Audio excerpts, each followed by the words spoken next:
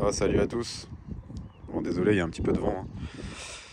Mais aujourd'hui, je vais faire une petite vidéo sur une restauration que j'entame. Donc un SLK 200 R170, les premières phases qui sont sorties de 96 à 2000. Donc je l'ai pas acheté cher du tout, hein. Il y a pas mal de taf dessus, surtout en esthétique. Et bon, il y a aussi des petits problèmes électroniques. C'est la base un peu de cette vidéo. Il y en aura d'autres, hein.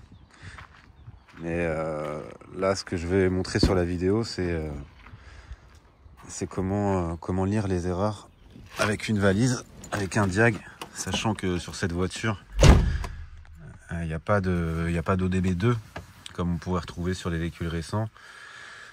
C'était au début des valises, on va dire, entre guillemets, et donc les prises, elles sont pas pareilles que maintenant. Et le souci que j'en ai qu'un, mais il fait chier, c'est quand je mets le contact, j'ai le voyant en bas à gauche SRS qui va s'allumer normal, qui s'éteint et qui revient. C'est le seul voyant que j'ai, mais au niveau de l'électronique, c'est un peu relou. Bon, sinon, il y a du taf dedans. Faut que je refasse. Là, ici, ça bouge un peu. J'ai des pattes qui sont pétées. Là, en fait, ils ont démonté ça comme des chacals, là. Et donc, j'ai pas mal d'esthétique à refaire. Au niveau de la capote aussi, elle s'ouvre, elle se ferme. Mais bon, j'ai des petits réglages à faire au niveau des câbles. Mais bon, là, c'est pas la question. Cette vidéo aujourd'hui, ça va être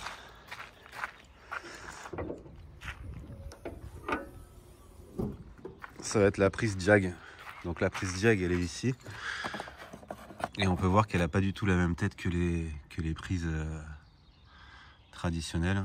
C'est un connecteur 38 broches, alors qu'on en a beaucoup moins sur un ODB2. Donc ça fait 24 heures que je suis dessus. Là, j'ai écumé les forums, tout ça pour trouver la solution. J'ai acheté un lecteur ODB2 sur internet, et bien sûr, ça marchait pas. Donc j'ai trouvé la solution. On se retrouve sur l'ordinateur pour la suite. Bon, on se retrouve sur l'ordinateur. Je voulais juste vous montrer juste la base de mes recherches. Donc j'ai commencé sur le forum slk.com, qui est un très bon forum, hein, où c'est une mine d'informations. Même la page d'accueil, vous avez les manuels utilisateurs des SLK. Donc voilà, je voulais quand même en parler. Donc c'est par rapport à cette page-là que j'ai commencé à comprendre qu'en fait sur l'ODB du SLK, on avait des correspondances en fonction des pins. Donc vous voyez que sur le 38 pins, ils ont numéroté les pins et on voit que le 1 c'est la masse, le 3 c'est le plus. Donc ça c'est juste pour alimenter votre ODB. Puis après quand on va brancher notre câble de liaison au 4, on aura le moteur, au 6 on aura l'ABS, au 8, voilà, etc. Ce que j'ai remarqué par contre, c'est que moi sur ma SLK à moi, là ça vient d'une 99 je crois, moi aussi j'ai une 98-99, mais j'ai pas les mêmes correspondances des pins sur le 38 pins. Donc vaut mieux faire ces tests de son côté, parce que j'ai l'impression qu'il y a des variations. Bref, j'ai commencé là-dessus, et donc je remercie le Jordan 400 là, qui a mis ça, avec un lien de SLK World. Donc après je suis allé sur SLK World, et effectivement il y a un anglais, je pense un anglais ou un américain, mais je pense à un anglais, qui lui a refait tous les branchements et a identifié sur l'ODB du SLK, que je vous ai montré tout à l'heure en vidéo. On voit que tous les pins sont pas... Il y en a qui sont vides, il y en a certains qui sont pleins. Et il explique un petit peu les correspondances. Mais bon, tout ça en anglais, quand on débarque et tout, c'est pas évident. Donc je me suis dit, il faut que j'essaye sur mon lecteur OBD. Et il y a aussi ce site-là qui donc justement donne... Donc là on est sur l'ODB2 récent, qui donne les significations le câblage de l'ODB2. Donc il nous dit qu'en 4, sur l'ODB, ça va être la masse. Le 16, ça va être le plus. Donc déjà avec ces deux-là, si vous arrivez à retrouver sur votre ODB, vous pouvez alimenter déjà votre votre lecteur. Bref. Et ce qui nous manque après, c'est le câble de liaison, et ce sera le numéro 7. Ça encore merci à Jordan, je crois que c'est lui qui le met sur le forum. Et le 7, c'est le K-Line, c'est le câble en fait de liaison, c'est lui qui va lire du lecteur OBD à la voiture, qui va pouvoir nous lire le calculateur.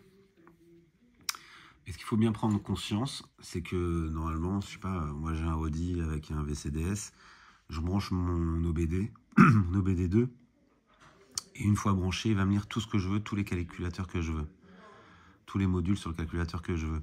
Or que là, vu qu'on le fait à l'ancienne, on va avoir notre plus de branchés, notre moins de branchés, et le câble de liaison, le K-Line, qui est là, va falloir à chaque fois aller le brancher sur le DB de la voiture, et choisir l'ODB et choisir le module calculateur ABS par exemple, se brancher dessus, faire le diag, et une fois qu'on veut faire le moteur, aller se brancher sur un autre.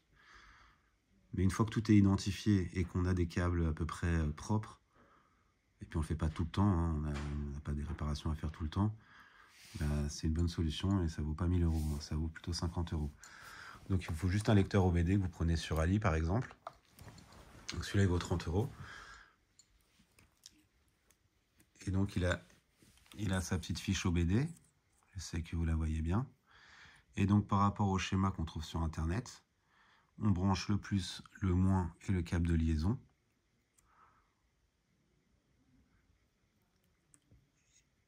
Et après on n'a plus qu'à aller à la voiture et faire les tests de voir si on arrive à lire les calculateurs. Donc là je vous montre, hein. Mon rouge c'est mon plus, donc c'est le numéro 16 sur un ODB2. Donc je l'ai branché dessus, il est en bas à gauche là. Le 4 c'est la masse, c'est mon marron. Donc il est branché aussi à la 4e broche. Donc on est bon. Et le K-Line, où je vous avais dit le 7, c'est le vert. Et il est branché. La différence par rapport au schéma, c'est que là, j'ai une prise femelle et là, on est sur du mâle. Donc il faut retranscrire la fiche dans l'autre sens. Voilà. Mais au final, c'est ce branchement-là qu'il faut que vous trouviez sur votre ODB2. Donc on va se retrouver à la voiture. Ça va être un peu plus clair pour vous. Je vais vous montrer comment je le branche sur la voiture. Et on va faire le test en direct. On va faire des diags en direct avec Delphi.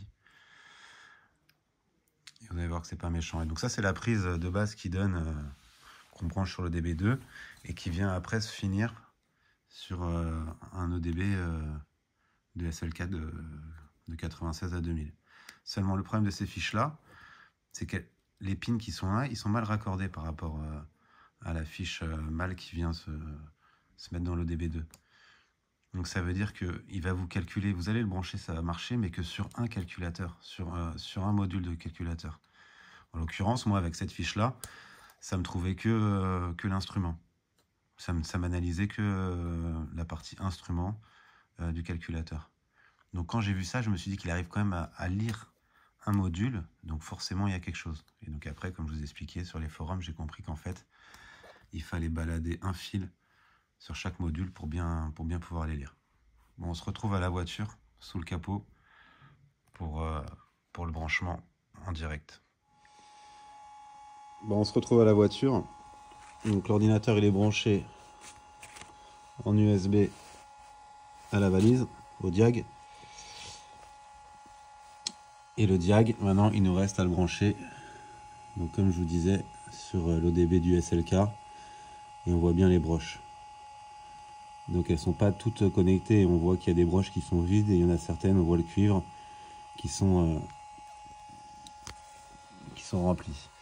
Ce matin, j'ai fait un petit schéma par rapport à cet ODB là. Donc il vient se mettre comme ça. En gros. Hein. Et on voit que, donc je me suis aidé aussi des forums, hein, on voit que la première broche, celle-là, c'est le positif. Et que celle de droite, sur la rangée de 3 là, c'est le négatif. Je vous ai montré tout à l'heure sur l'ordinateur, le rouge c'est le positif sur l'ODB2, le marron c'est la masse, donc le négatif, et le vert ça va être notre prise de diag. Donc on prend le positif, c'est un peu délicat à faire, j'aimerais bien que la pointe se fasse, et on vient le mettre dans la broche positive. On prend notre négatif et vous allez voir que quand on va brancher le négatif, l'ODB va s'allumer. Le contact est mis sur la voiture. Et là, je branche sur le négatif. On voit que l'ODB, il a pris le jus direct. Voilà, là on a alimenté notre ODB2 dans notre valise diagnostique. Et il nous reste maintenant à choisir avec notre fil de liaison, donc le K-Line, le vert, chez moi, ce qu'on veut regarder. Donc moi ce matin j'ai fait mon petit schéma et ce qui m'intéressait par exemple c'est le SRS. Donc le SRS c'est la broche tout en haut à droite. Donc je prends mon petit câble de liaison, je viens le mettre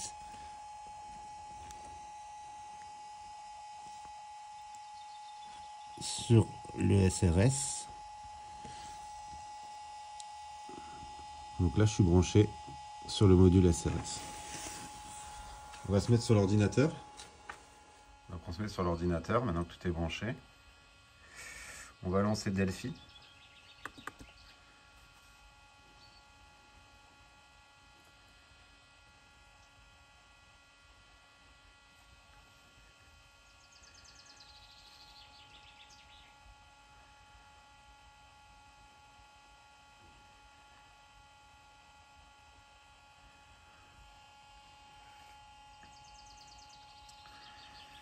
Donc je suis déjà sur mon SL4 98. Et donc là, comme j'ai fait le SRS, ce qu'ils appellent restraints, je vais lui lancer un diag.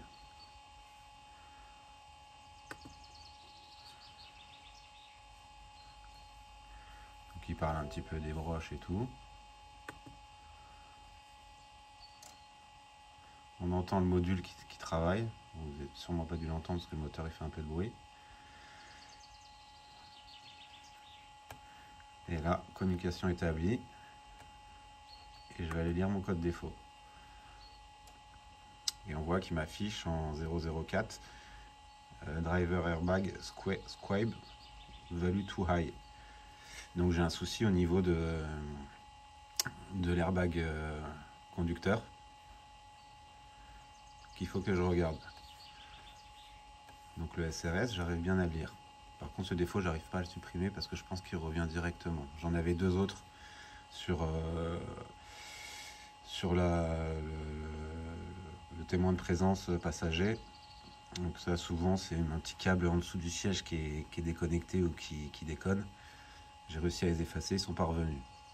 Donc, j'en déduis que j'ai bien un souci sur l'airbag conducteur. Si maintenant, je veux par exemple faire une analyse des freins, on va dire les freins par exemple, non tiens on va faire le moteur. Si là je la lance comme ça, sans bouger mon câble de liaison, mon K-Line dans l'ODB du SLK, ça ne marchera pas. Donc là ce qu'il faut faire, c'est on y retourne. Moi sur mon petit schéma, j'ai vu que le moteur c'était ce connecteur là. Donc je remets la lumière. J'ai juste à le prendre, donc mon K-Line, et à le mettre sur la broche du moteur. Je viens de la mettre sur la broche du moteur que j'avais identifiée comme celle-là. Je retourne sur Delphi. Le moteur est choisi. Je lance le diag.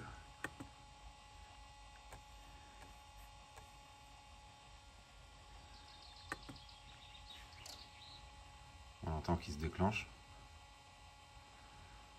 Il est content. Il a réussi à se connecter.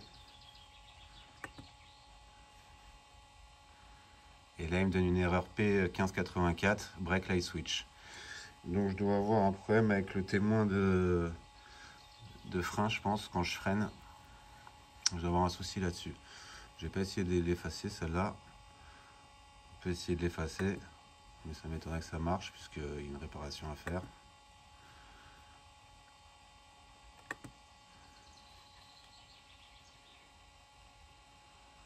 Voilà, il revient direct. Voilà.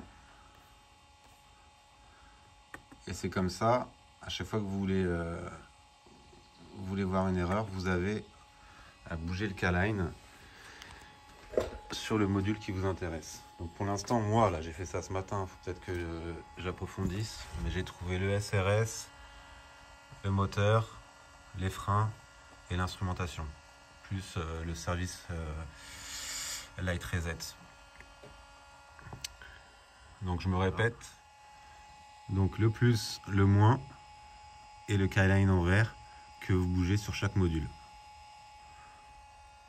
Voilà, j'espère que j'ai été clair. En tout cas, moi, ça m'a permis quand même de lire pas mal de codes défauts. Il faut que j'approfondisse encore un petit peu tout ça, mais c'est déjà pas mal. Voilà, n'hésitez pas si vous avez des questions. Je répondrai dans les commentaires. Allez, ciao.